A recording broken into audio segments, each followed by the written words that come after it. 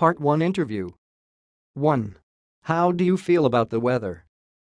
Weather is such a magic thing that different kinds of weather can put people in totally different moods. Some kinds of weather can cheer people up while some kinds of weather can make people down. That is the magic thing about it. 2. Do you like rainy days? Drizzle or downpour? I love walking in the drizzle, but definitely not when it is raining cats and dogs. A drizzle can always relax me like magic. 3. What influence does weather have on people? It influences us in so many different aspects, ranging from agriculture production, public transportation and outdoor activities to our daily outings. And believe it or not, some people are extremely weather sensitive. I am a typical example. The changing weather is a trigger to my mood swings. When the weather is wonderful, I am in a great mood. But if the weather is lousy, I mysteriously become depressed.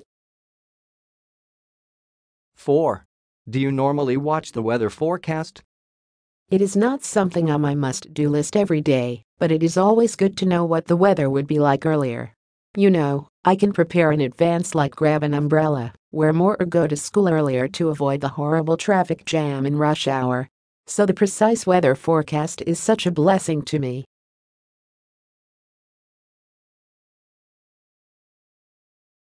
Part 2 Cue card. Describe a foreign celebrity. You should say who this foreign celebrity is, what this person does, something about this person that attracts you, and explain why you admire this person. Speaking of a foreign celebrity, I want to talk about Warren Buffett, who is a well-known American investor, businessman and philanthropist.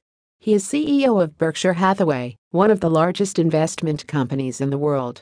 The company features creative investment ideas, a great variety of investment plans, projects and professional investment services.